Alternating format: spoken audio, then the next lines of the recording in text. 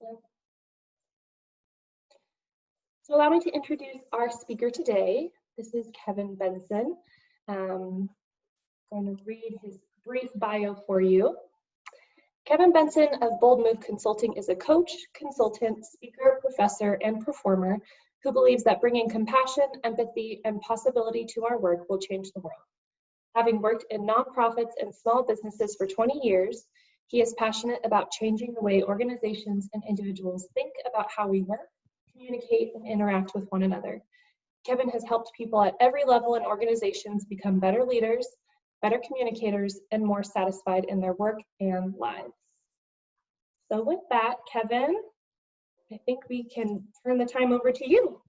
Okay, that sounds great. Well, good afternoon, everybody. Thank you so much for being with us today. Amber, is my video and audio sounding okay? Okay, all right, great. Well, yeah, as Amber said, my name is Kevin Benson, and I own a company and operate a company here in Spokane, Washington, called Bold Move Consulting. And I have a presentation for you today about positive mindsets and positive mindset shifts in crisis. And when we were first thinking about this, when I put this together a few weeks or months ago, I was thinking like, oh, it'd be so nice when we get to July and we can think about how the crisis of COVID-19 has passed. And obviously that's not where we are. So I do have a slide deck for you today, and I'll go ahead and share that with you now, and we'll get started. And yeah, like Amber was saying, oops, let me share my screen here. Like Amber was saying, if you have any questions, you're welcome to pop them in the chat or unmute yourself as time allows. Okay. All right. So what you should be seeing is the Cougar. Is the title page here. If anyone is not seeing that, pop in the chat and let me know. Otherwise, I'm going to keep going. So here we go. So I just introduced myself a little bit. Let me give you a little bit more about me. I told you I lived in Spokane, Washington with my wife. I have 2 daughters.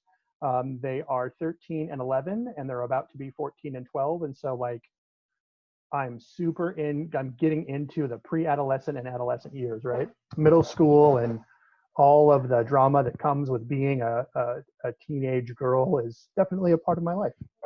And we have a very lazy cat, a cat that doesn't do anything but sleep and eat and takes up space. I don't know why we have it, but my family loves it, so there we go. So I started a small consulting company called Bold Move Consulting because I believe that communication and teamwork is the heart of what makes work enjoyable, and it's what makes our careers satisfying and empowering, and something that can really, change our lives. And as I was kind of launching into consulting and doing more conversations around communication and teamwork, I noticed at times in my life when I had been on a part of a team or been in an area where communication was very healthy and very good, and I wanted people to have that. And that's why I started my company. I also knew that my friends and clients were struggling in their communication, struggling and feeling powerful in their work, and I wanted to find a way to empower them to do that.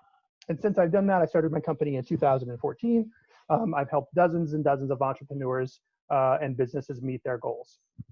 So my focus today is, oh, someone just told me that they can see my next slide, which is not totally a problem, except that I don't want to ruin the surprise for you. Let's try this again.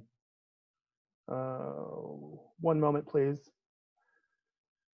Don't you guys wish that like it wasn't quite so hard to do? Here we go. I'm going to show you this now.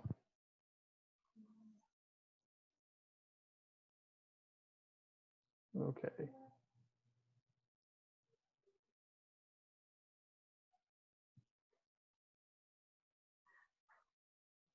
We're going to try one more time, and now I'm going to show you. All right, now you should be seeing, bloop. Now you should just be seeing the slides, yeah? Oh, thank you. Someone just said I was doing it perfectly. Appreciate that. Okay, that's me, blah, blah, blah. I'm boring. So let me talk to you about, and so here's the context that I'm going to bring to you today. My consulting and the work that I do comes from my background as both a professor and a teacher, and also my 25-year background as someone who performs improv comedy. What does that have to do with careers or career transformation or advancing in your career? Well, we're going to get to that a little bit later today. But first, I want to talk to you about why it is that I chose improv and why it is that I chose consulting. And I'm going to tell you a story about a new hobby that my daughters and I have come into since COVID and quarantine has started. And that is this hobby that is called geocaching. I didn't know anything about this thing called geocaching until just a few months ago. And what geocaching is it's essentially like, it's a treasure hunt, right? Using GPS coordinates that you can use on your phone, and there's various apps. And what happens is you choose a treasure for which to hunt, and then you go look, you go look for it around your city and around your town. And if you live anywhere in the western half of the United States, there's dozens of geocaches all around you, I guarantee. So my daughters and I were geocaching several weeks ago, and we were doing it in a big park here in Spokane. And we'd gone and we found one of these geocache treasures, right? And I'd watched as another family had come up and was looking for the geocache, and they were looking down at their phone, and they were looking, around the bush where it was supposed to be hidden, and look at their phone, and they just continued to walk in circles. And they just continue to walk in circles, kind of trying to make the coordinates on their phone work and finding the geocache, and it wasn't working. And they just kept walking in circles because they were relying, on their phone. So I went over and I said, "Hey, can I offer you some assistance? Can I let you know, like, actually it's over there in that bush?" And the guy was like, "Yeah, thanks. I just kept walking in circles, hoping that it was going to work out." And that to me is a great illustrative story of why choosing a positive mindset and using some of these tools that I'm going to share with you today is really, really helpful. You can't just keep walking in circles and hoping for the best, right?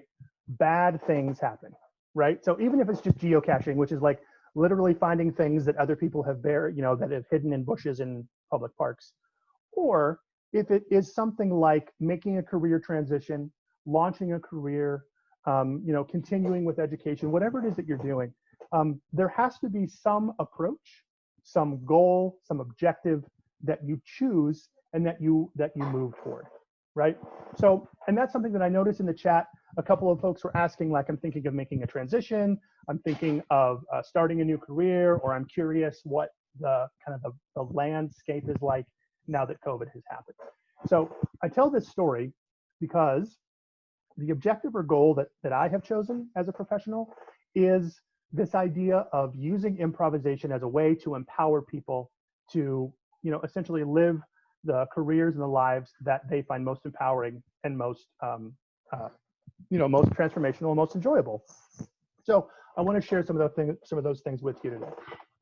So some people ask me sometimes, why improv? Why is that my context or my filter through which I do a lot of this consulting? And the answer to that is I got involved as an improvisational comedian, like I said, about 25 years ago. And I noticed that one way to get people's attention was to make them laugh. And one way to make people think that you were really impressive was to create something that they'd never seen before. And so I'll just come out and say it. Like, I like to do improv because I like the attention, right? I like to be the center of attention, and I like people to think I'm funny, right? Because, I mean, let's be honest, guys, if people think you're funny, like, you're more likely to have conversations with people who, you might want to take out for coffee or something like that. So I got started in improv because it's something that people found entertaining, and it's something that people thought was really, really difficult to do. But I want to share some secrets with you today. Improv is not difficult to do. It's not. It's something that you do every single day. And in fact, you've probably already done it today. Okay, great. So now you're thinking to yourself, all right, guy who likes to have people laugh at you, what does improv have to do with business or with careers anyway? Great question. And here's how I'm going to frame that for you. I want to tell you what improv has to do with business and how I see this context. And then I'm going to give you some tools from improv to to use in that. We're going to do some interactive things with it. So what does improv or improvisation have to do with business or careers anyway? Well, I'll tell you right now, dealing with the unknown is the point. So when you think about improvisation, like it's literally performers on a stage making things up. Can you think of a time in your career or in your life when you have had to deal with more unknowns than you have had in the last few months? Right? And maybe you have. Maybe you're someone who's been in a career for a very long time, and there's been huge shifts in paradigms or that kind of thing. But my assertion is there have been more questions and more unknowns around careers and around work and about education in the last 3 to 4 months than there has been, at least in my lifetime, right? And that is fundamentally, it can be fundamentally unnerving to us, right? Improvisation is a skill or a set of skills that allows you to deal with the unknown and have tools or have ways to respond that can feel very empowering, right? Now, let me just be clear that a lot of what I've learned on the stage does not necessarily apply directly to the boardroom, but the concept and the tools and the ideas still do. So it starts with something like this. Dealing with the unknown is the point of improvisation. And I would argue or assert that that's exactly what we've been doing over the last few months. Another tool or another idea that improv gives you that I want to share some tools of how to do this today is that it allows you to create something right away, right? So we are at a time in our history of career and job and transition that is, and I think if I had $1 for every time I've heard of this word said in a webinar or a Zoom meeting, I would be a millionaire, but it is unprecedented, right? It's true, because how many times have we talked about how we just don't know what is going on? We don't know what's happening. And one of the things that improv allows you to do, one of the things that improv gives you, the tools that it gives you, is this idea to create something right away, right on the spot. Now, I'm not telling you like, guess what? By the end of this webinar, you can be an entrepreneur who can go and start the next, billion-dollar company. Not necessarily. But what these tools from improv are going to allow you to do, I hope, and my goal, my objective here, is that give you new ways of thinking, give you new ways of having a mindset about what would it look like to create opportunities either in my career or in a new career or any of those kinds of things. So improv allows you to deal with the unknown, and it allows you to create something right away. And finally, I want to give you this, this quote as one of my all-time favorite quotes for how improv works and improv operates. A very famous author, a man who is considered, the guy that invented improv, if you can really credit someone with that. This guy named Del Close, and he worked in Chicago in the late 50s and early 60s. And he said this quote, which was, when you're doing improvisation, I don't want you to bring me a cathedral. I want you to bring me a brick, and let's see what we can build together. I think we are at a place as a culture, as a nation, as a planet, where collaboration and communication and connection are going to be foundational for how we continue to reinvent the way that work gets done and how we continue to reinvent the way that we understand what work is like. So I love this quote as a way to encapsulate the idea of improv. And also, I think it applies very specifically and very directly to how we're going to continue to invent the way that work gets done. So that's all the, the nice woo-woo thinking stuff. What are the tools that improv can actually give me as I'm thinking about careers and thinking about keeping a positive mindset? So here's the 3 tools or techniques that I want to share with you about improvisation and mindset. And they are these. They are, 1, the idea of yes and how we get ourselves from no to yes. Look, I'll be honest with you. Many of my colleagues, many of the people that I work with, many of the people that I've worked with over the course of my career have lost jobs in the last few months. People that were near the end of their career and hoping to retire are either delaying that retirement or were forced to retire early. There is a feeling right now, an attitude that the world is saying no, that employers are saying no, that the economy is saying no.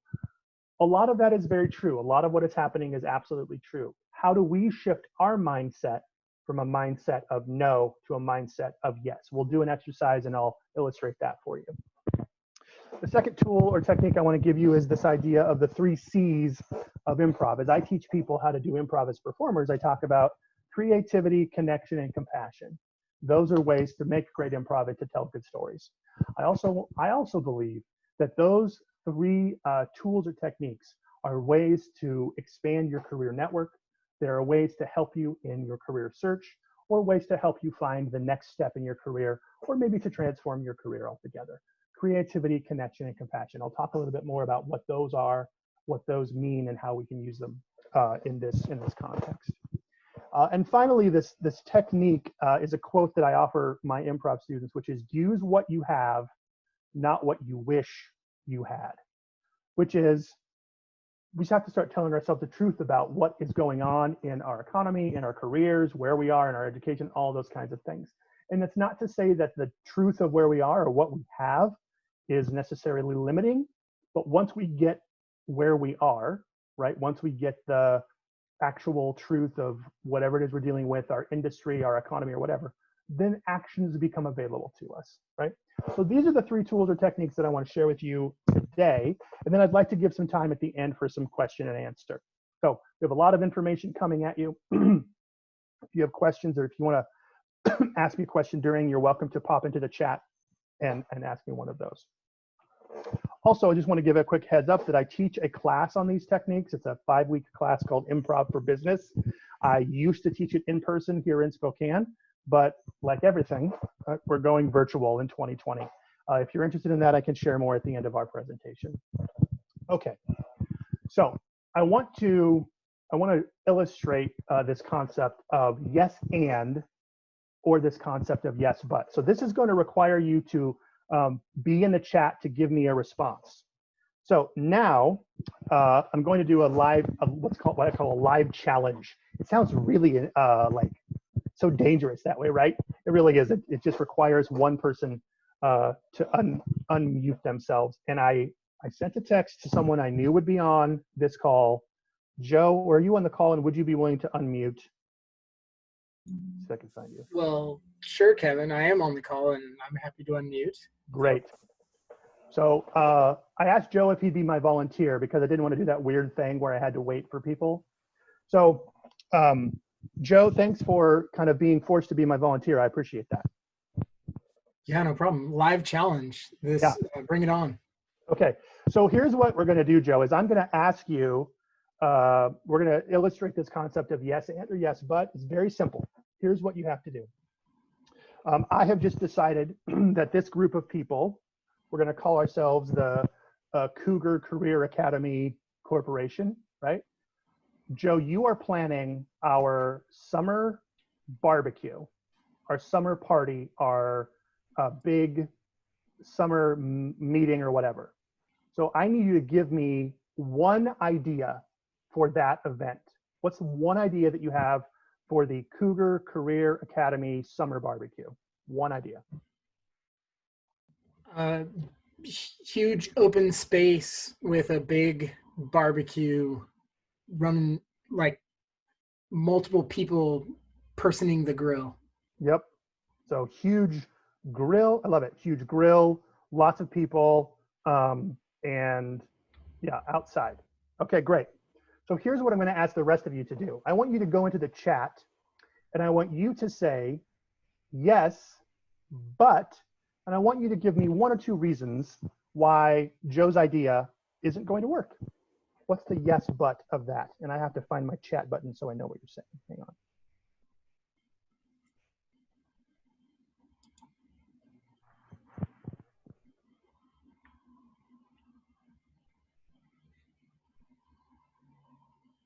Oh, there you are. Perfect. Great. This is fantastic. Ham, I thought about the idea of all vegetarian grilled items, but I thought that would get shot down too easily. So I went with big grill instead. But thank you for pointing out the vegans. That's great. So yeah, people are saying things like, what about sunburns? What about weather? What about bugs? What about Vegans. How are we going to fuel the grill? We have a pandemic, Joe. Whoops. What else? This is great. You guys are perfect. Social distancing. Where are we going? There's no, oh, Noah, thank you. There's no funding for this. I love it. Perfect. We have a burn ban in our county right now. Social distancing. What about the number of people in attendance? But how are we going to make sure everyone is safe at a distance? Yeah, that's great. That's so perfect. So, and you can keep adding to that if you want to keep shooting Joe's idea down. So I'm going to come back and tell you, it sounds like that's not going to go. Okay, like it looks like the committee has given us lots of really great reasons why that's not going to work. So I'm sorry to tell you that I need to come back to you and ask you for another idea. Cougar Career Academy summer event. What, big outdoor barbecue sounds like it's not going to go for a lot of reasons. What's the next idea that you have? Outdoor event? It can be anything. It's just a Cougar Career Academy event that you're coming up with. Now I'm picturing big top tent, like a tent that's open air, because I know social distancing matters and air flow is helpful and necessary and useful. And it's personal potluck. So everyone has to bring their own item. So there's no like going to a table and getting stuff, because there are lots of COVID germs there, but Love you it. bring your own, and it's a big open air thing. Love it. And Perfect. a big enough tent that there can be some space. Oh, so we're talking like actual circus tent, like huge. Yeah. Okay, great. So now everyone, you're going to get in the chat and you're going to respond, except this time, instead of responding with yes, but, you're going to respond with yes, and you're going to take Joe's idea of a big tent personal potluck and you're going to expand on it. Now, here's what I want to tell you. You have all of the money, you have all of the resources, you have all of the time to make this Cougar Career Academy as awesome as you want. So jump in the chat and tell me, yes, and what else are you going to add to Joe's idea to make this huge, big top event really, really awesome, right? Okay, someone is sending me a picture and I'm getting nervous, but I'm clicking on the result of the picture. All right, good. And we also said, someone said we're going to have a talent show. Someone said we're going to, oh, this is great. Share their personal potluck recipes in an online document, like we're creating a recipe book or a cooking book. Yes. Someone else said we're going to have a bubble ball soccer fight. I don't even know what that is, but I'm excited about it. I'm into it. It's the link she sent. It's those people in those big bubble, like you put a plasticky ball thing around you and then you roll around in it. Oh yeah. Okay. So kind of like, okay, got it. All right, good. And yes, we're bringing our own food or drink. All right, great. What else? You guys, I told you could have all the money and time in the that you want. Like, let's think big here. Who would we want to bring in? We can afford anyone on the planet. Oh, someone said a socially distanced petting zoo. Love it. Someone else said a large screen watch party for sports event, assuming that they're happening. Love it. Love it. Okay, good. Yeah, keep putting those in the chat. Those are fantastic. So now, Joe, I'm going to come back to you. And I know I put you on the spot and I made you a volunteer, and I know this was an exercise. What did it feel like to you when everybody was dismissing your idea? How was that?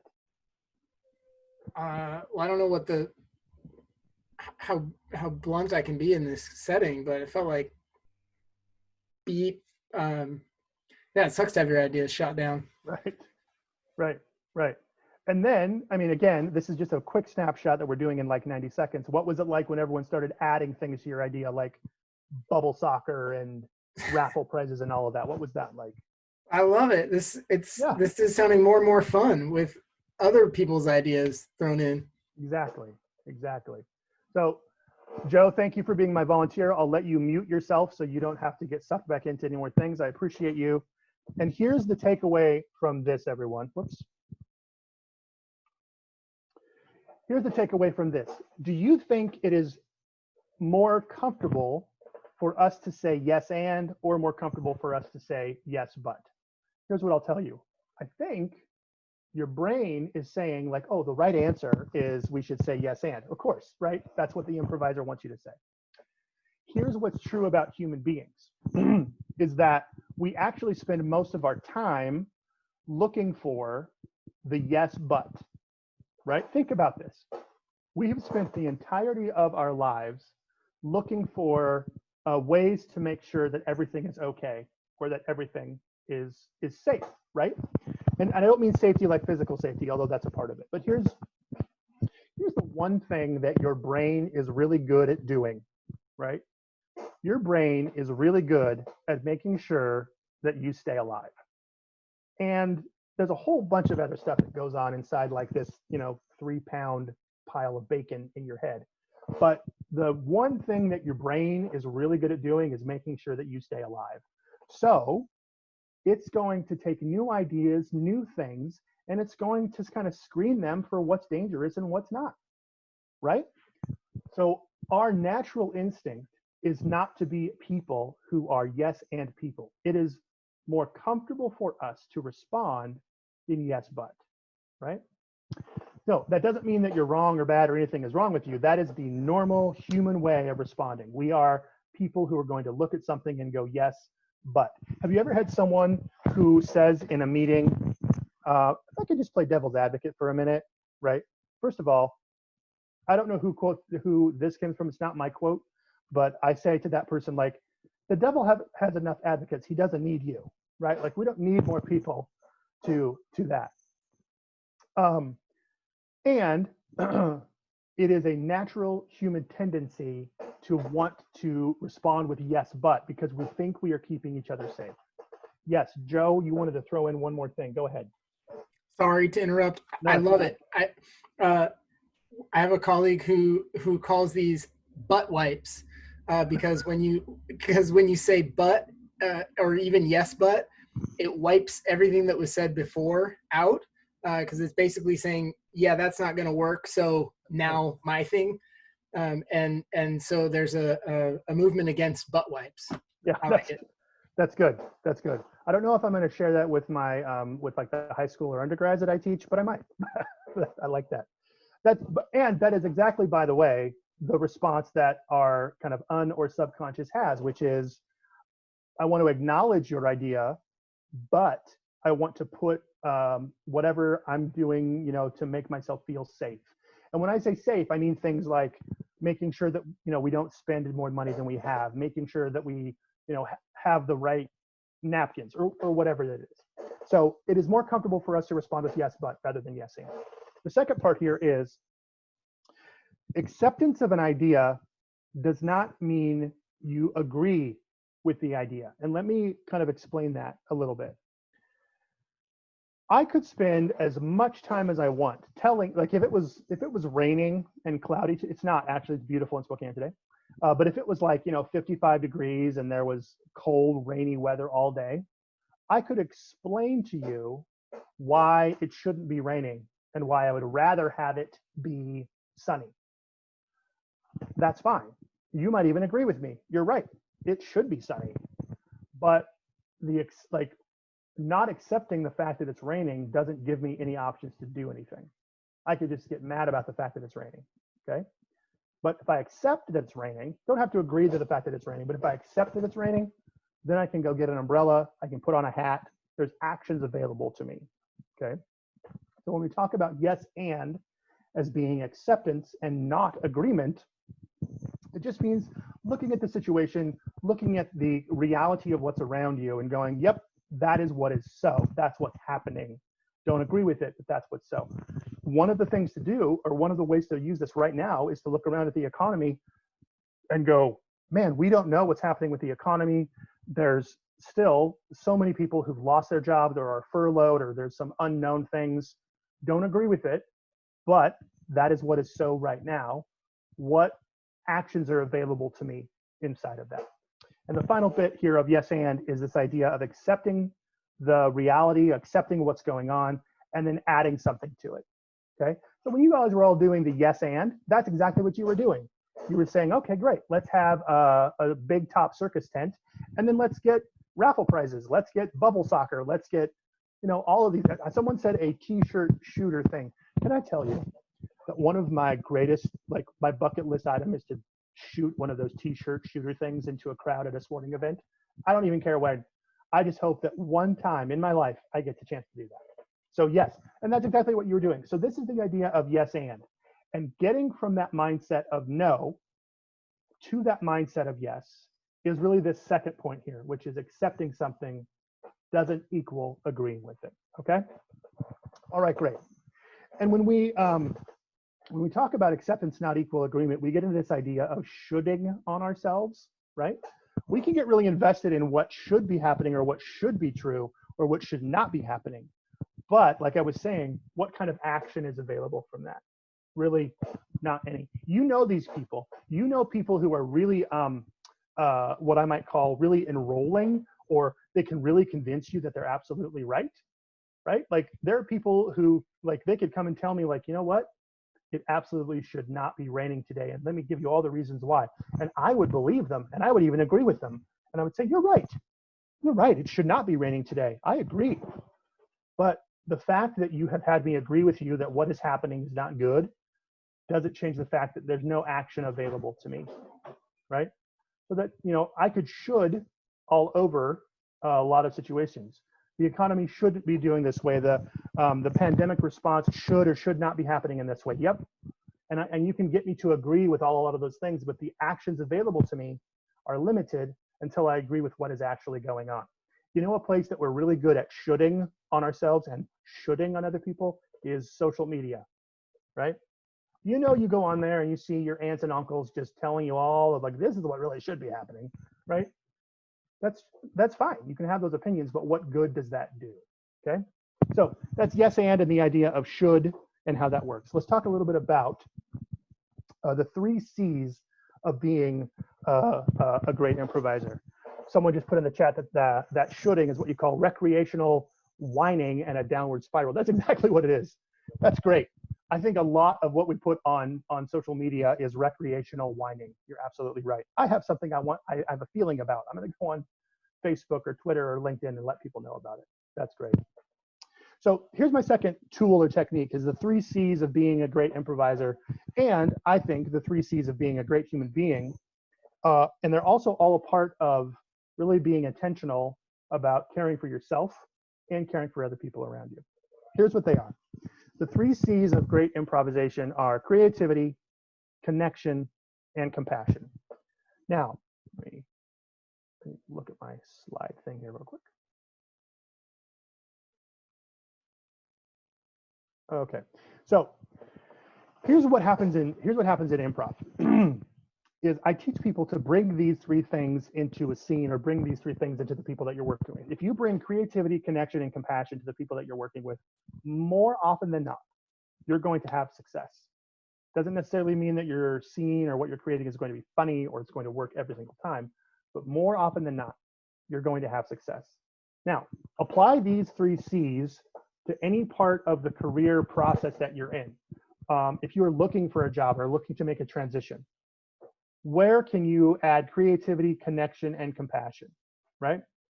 Especially these last 2 during the pandemic, connecting with people and having compassion for what's going on is really, really important. I know what it's like when you are looking for a job and maybe you've applied and you sent out 400 resumes and maybe you've had 1 or 2 phone conversations with a recruiter from XYZ company, and then they're not getting back to you, and then it feels like they're dodging your calls. If I could give you a piece of advice, it would be having connection and compassion for what all of us are dealing with right now can be really, really helpful. Not to mention the fact that, I would say 80 to 90% of the people that I talk to every day, we're working from our dining room tables, we're working from our kitchens. Like, I don't know if you probably can't see, but like as I'm sharing this information with you, my daughter is walking back and forth, like doing crafts over here on our dining room table. Look, sometimes that means that I can't return a phone call. Sometimes that means that I'm not going to get back to an email. We're all dealing with the same kinds of things, right? We're all dealing with these kinds of things. If we can approach our connection to other human beings with creativity, connection, and compassion, I think we can be really, really successful.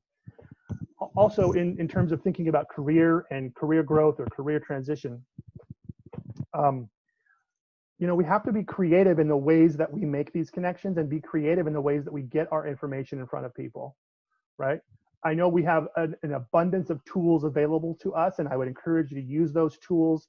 Use things like LinkedIn, use things like your career services at WSU, use things like mentors and all those kinds of things. Make sure you have a great resume and all that, and check all those boxes. But what are some creative ways to connect with people or to get that information in front of people? And I don't have a great answer for you, because I think it varies depending on the industry, depending on the position, and depending on the things you're trying to do. But again, if you can have this mindset of creativity, connection, and compassion, and bring this to your either career search or career transition or career goals and objectives, I think that can help you to be more successful. And by the way, these are not necessarily just theories or ideas, right? It's like, oh, well, let's see, what's my checkbox thing that I can do to be compassionate today, right? Like, oh, I'm going to go out and make sure that I feed my squirrels. That's my act of compassion today. No, that's not necessarily what I mean, right? Also, don't feed the squirrels. They'll never go away, right? These three ideas, these three C's of improv: connection, compassion, and creativity, they're ways that I encourage you to not just things to do, but ways to be in the world. And that's kind of a philosophical approach to it. But what I mean by it is, like, if you can just have this context of being someone who is creative, connecting, and compassionate, that's going to change the conversations that you have around career, and change the conversations that you're having about how we're all dealing with this. And by the way, these are all monumentally important things to create good self-care routines and good self-care mindsets. Here's the other thing about these three C's, is these are all things that I would encourage you to do and to be when you are, when you're in the whatever phase of careers you're in. These are also really important things to have for yourself when you're navigating this absolutely unimaginably complex world right now, right? So what are you doing for your, this, by the way, is inclusive and exclusive of just the career work that you're doing. What are you doing in your day-to-day life to create connection with other people that you care about? What are you doing in your day-to-day life to do something that is creative or creatively fulfilling to you? And that include things like, are you reading a book because you like to read books? Are you, creating something or consuming something that is fulfilling to you? And are you being compassionate with yourself? I know for me, when I started working from home several months ago, I was getting like, oh man, I am not getting near as much done working at my dining room table as I would if I was working in an office. And finally, I had to come around to the fact, like, yeah, you know what? My kids and my pets and my family don't live in my office, right? So sometimes my daughter is going to walk through and be like, Dad, can you help me with this algebra problem? She'd never do that in my office, right? So having compassion of the situation that we're in is really important for you to have for yourself. And Katie just put in the chat, this is a really great point, Katie, so I want to highlight it, that time moves very, very differently when you are the person who is searching or looking for a job, or if you're the person who is hiring, right? Hiring a job as well. That's a great point. If you're someone who's been in recruiting and maybe been on both sides of it, if you're someone who's looking for a job and you have to wait just a few hours to get a phone call, it feels like forever, right? If you're someone who works in recruiting and maybe you're hiring 5 or 6 positions at once, you're spending your entire day getting information and communicating and all those kinds of things. So you're absolutely right. You're absolutely right. Time moves differently when you're recruiting. So here's a fun exercise. This is totally optional, but I encourage you to do it as a way to just interact with these 3 ideas. If you're thinking to yourself like, I don't know what I've done recently that has been creative or created a connection or been compassionate to myself, I would encourage you to take your phone out right now and text 3 people that you know well or think know you well and ask them the question, what are 3 things that you think I do well? Now, here's why I encourage you to do this exercise. 1, it is always, like, most basically, it just feels nice to get texts from people that say, oh, you're good at this, you're good at that. 2, I'm sorry. Whoops. No, Okay, like, bro, he got a few. got it. Two, if you're someone who is in a career transition, or if you're doing something and you're updating your resume, or if you need to, think about some skills, what a great way to text some people and say, hey, what are your 3 things that you think I do well? And finally, and this is a totally, by the way, this is a totally expected phenomenon. Someone might text you back and be like, what are you talking about?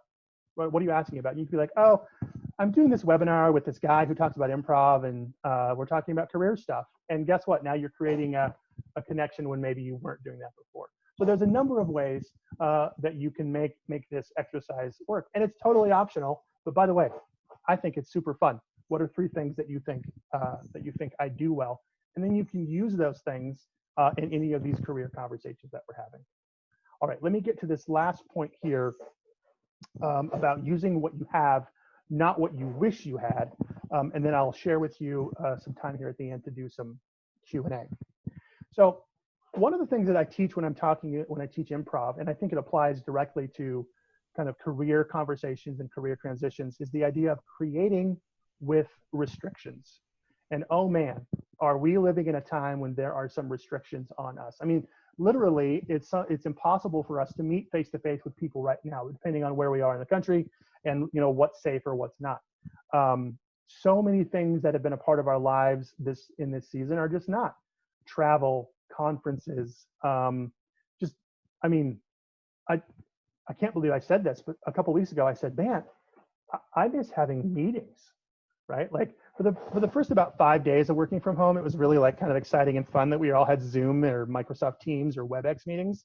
And now it's like, oh man, I just miss another human being who I'm not related to, right? Because the only people I see are through a screen, or occasionally I might see a grocery store clerk, right? But like, I don't see anybody else, right? So we're in a time of our lives, in a time of our careers where we're creating with restrictions. So when I teach this idea as an improv concept, here's the questions that I ask. One is, I say, if this is true, what else is likely to be true? Let me unpack that for you a little bit in terms of the context of career or work or things like that. So it's this idea of looking at a situation or looking at an idea and seeing where else can I assume or make some assumptions about what might work.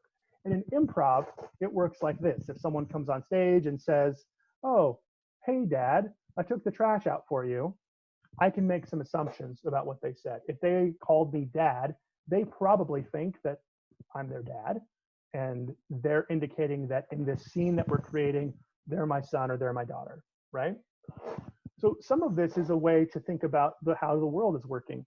If it is true that every recruiter that you're talking to is probably working from home, what else is also true about that? Well, it's probably also true that if they're working from home and if they have a family or if they have people that they live with loved ones or a community, like they're probably doing a million other things right now. So maybe they won't get back to me in 1 to 2 business days. Okay, great.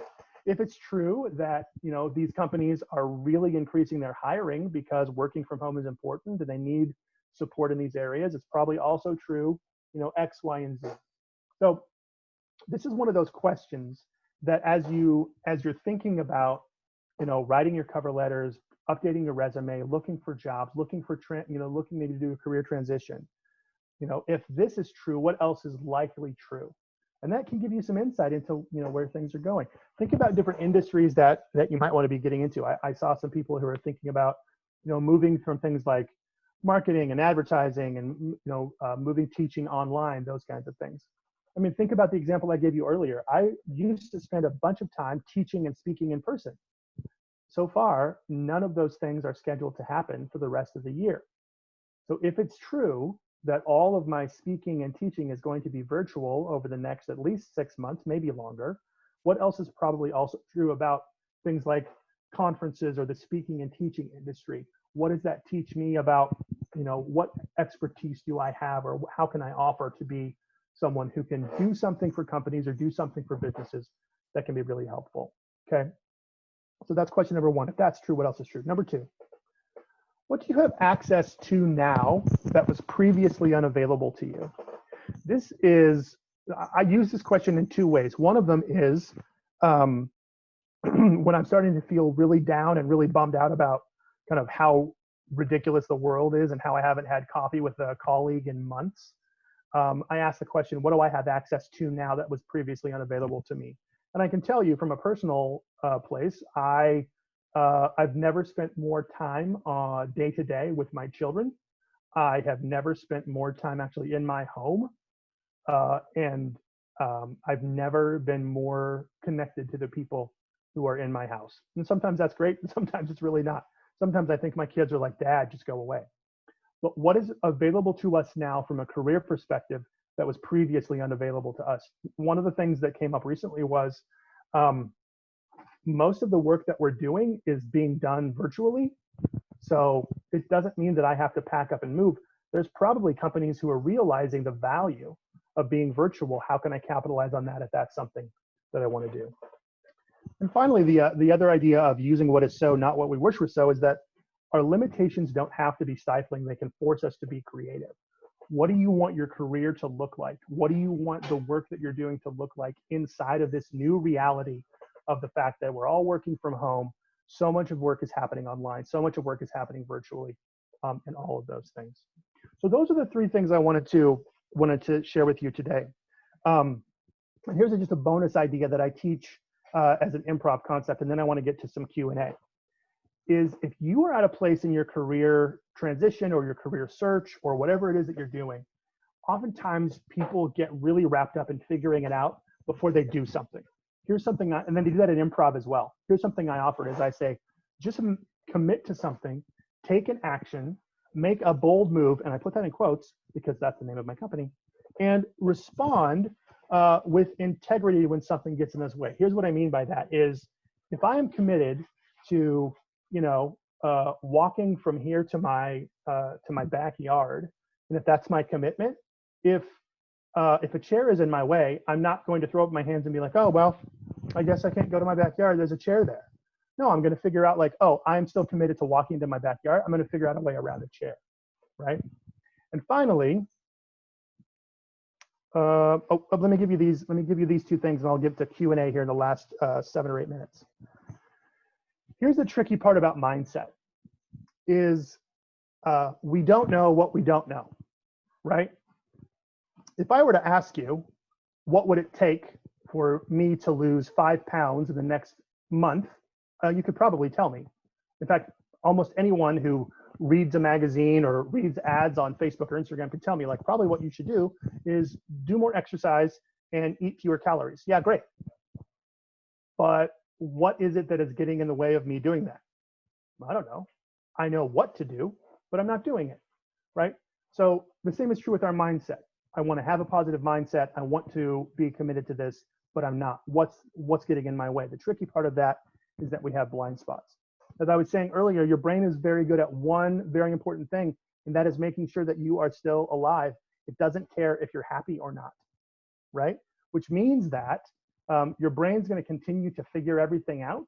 It doesn't care if you have a positive mindset about it, right? And finally, we're going to continue doing what we've always done because everything that we've done up to this point has worked for us in our life. And sometimes when I teach this, people raise their hands and like, well, hang on a minute. It hasn't really worked for me in X, Y, or Z. And I say, look, it's worked for you because you're still here, right? Like I said earlier, your brain doesn't care whether or not you're happy in your job. Your brain just cares that you have a job and that you're able to keep breathing, right? So the tricky part about mindset is that we have all these intentions, we want to do all these things, and there's things that get in our way of doing that. So I want to give you 2 pieces of advice here before I open it up to Q&A, and that is, if you want to sign up for this class, it will be offered in September. The website is signup.boldmoveconsulting.com. Just give me your email address and I'll send it over to you.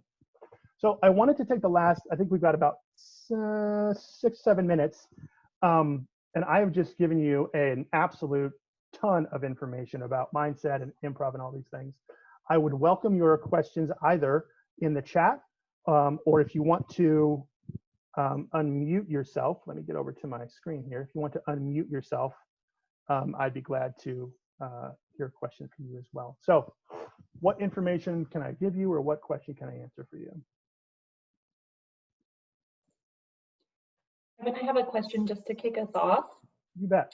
Would you recommend taking just a regular improvisation class, not business related? Do you think that would be helpful in the professional sphere, or is it not really relevant?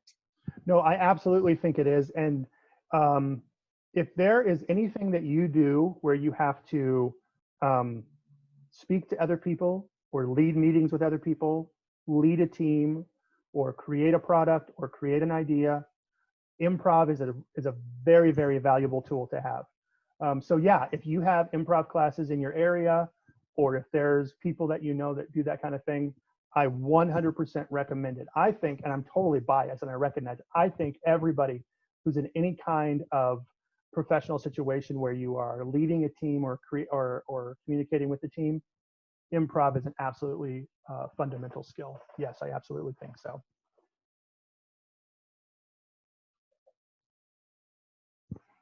What other questions can I answer for you? I know I just dumped a whole bunch of information on you.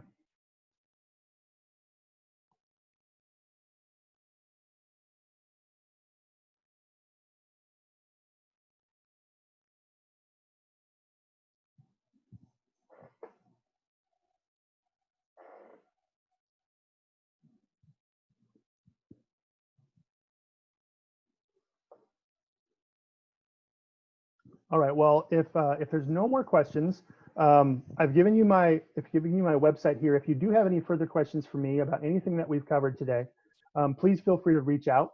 My contact information is on my website, and I'd be glad to answer any questions about improv or career transitions or anything like that. I really appreciate your time today, and I really appreciate your attention and giving us the time today. I did see a question about the recording, so I'm going to stop the share and ask Amber. Amber, how do people access the recording? Can you tell us a little bit more about that? Yes, I'll be uploading it to our YouTube channel and then posting it on our Video Vault archive, which I will email out to everyone that was in attendance today, so you can access it that way. And Kevin, thank you so much for your participation. I think it's been really helpful and useful, and I'm definitely glad that you were able to take the time to come and participate. Thank you so much. You bet. Well, glad to be here. Thanks everybody. Really appreciate it. Awesome. Thank you.